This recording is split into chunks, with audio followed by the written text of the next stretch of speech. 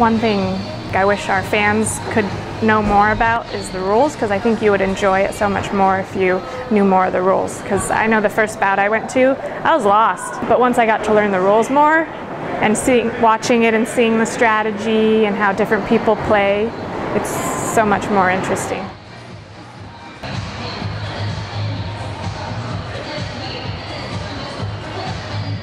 My name is Brandy Hannon, and my derby name is White Trash Barbie. I'm Desi Murphy, and I am the Secret Cervix.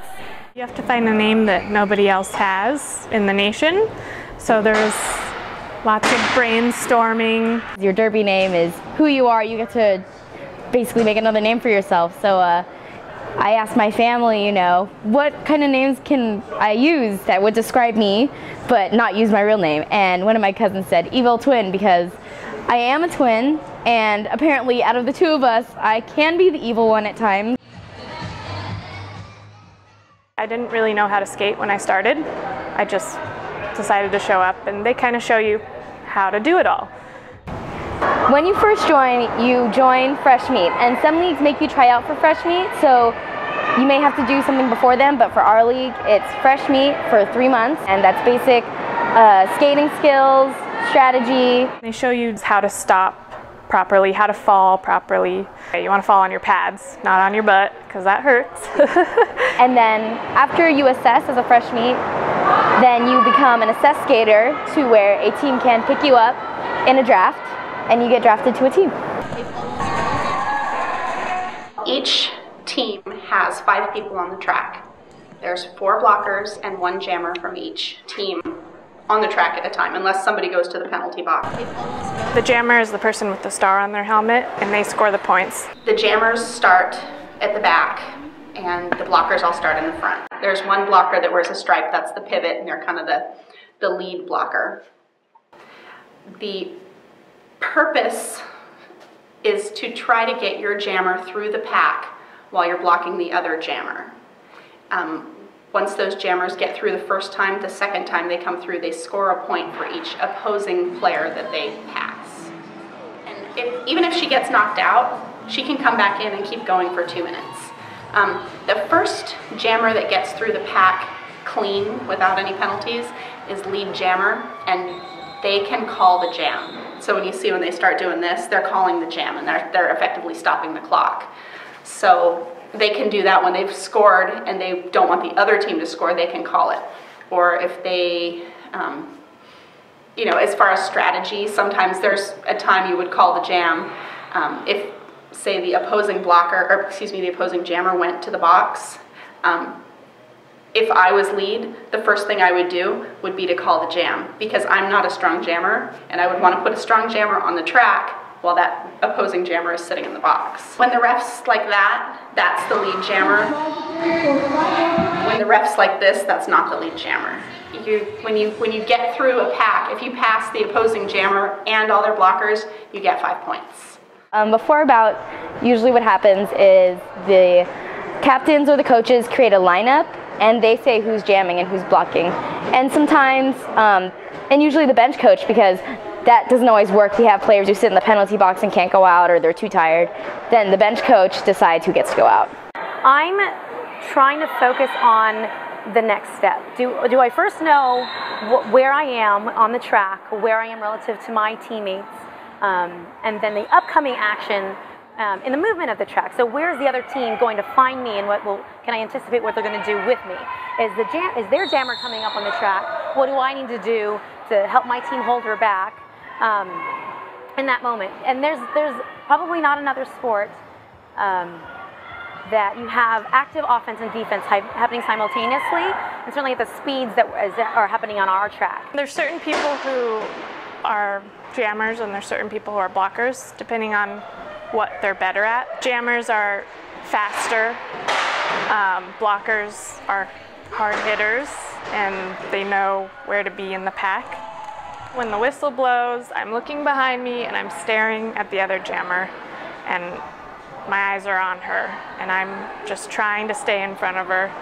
And if she gets past me, then I want to hit her out. I just want to keep her in the pack. Lots of really careful rules about what parts of your body you hit with and what parts of their body you hit onto on another player. And not only that, it's not black or white, because the effect on the player or the adjacent players also affects the level of penalty. There are minor penalties and there are major penalties. Major penalties send you to the box immediately. Minor penalties, you accumulate 4 and then you're sent to the box. This army of wonderful, glorious, beautiful people out there are NSOs, non-skating officials. There's several whiteboards going on to communicate and to mark on the rosters how many minors or majors that you're accumulating. In a regular bout, 7 majors, you're ejected from the game.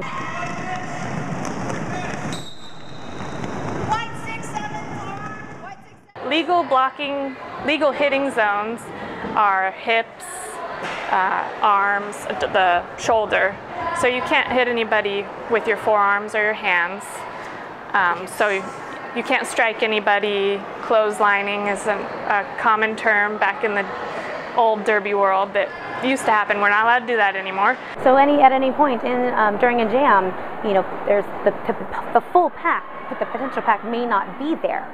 So you may not be dealing with all 10 bodies on the track at once. You might be seeing where they're coming up around the track or onto the track when they're coming out of the penalty box. Elbows is what I usually go to the box for. You're not allowed to hit with your elbow, and I like to hit with my elbow. You have to be able to take hits out there. You have to be able to get out and hit someone else. If you aren't able to do that, you're useless. Of course, you always try to avoid getting hurt, but it's inevitable. I don't think you're going to meet anybody who's played roller derby for any amount of time that hasn't hurt themselves. So it's an accepted part of the risk. I did in practice break my best friend's ribs, and I felt terrible. I felt horrible, and it was just, she was like, it wasn't you, it just happened. It was just an accident. A good competitor really knows the sport really well, so they can be effective on the track, they can be an effective leader with their team, but they can also wield those rules in a way to develop effective strategies to hold the other teams back. A good rule is when you hit a girl out of bounds, she has to come back in behind you, which is great. Like if you hit the opposing jammer out, you can actually back up, so she has to skate backwards and she has that much further to go to score points. So that's a great rule.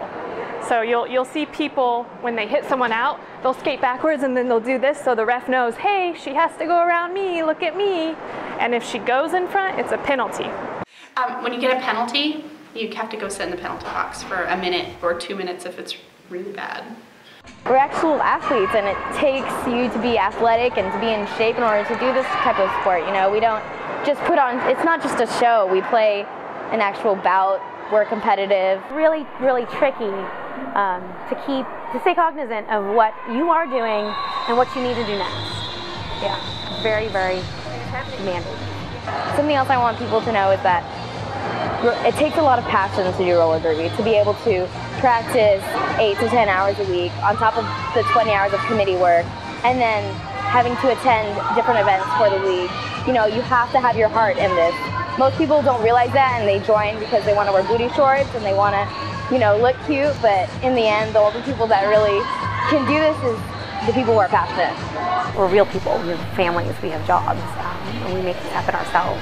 I think my favorite part of skating with other women is that, they step out of their life. They step away from their kids, they step away from their husband, they step away from their job, and they become this other person that just wants it so badly. And they go out and they do it.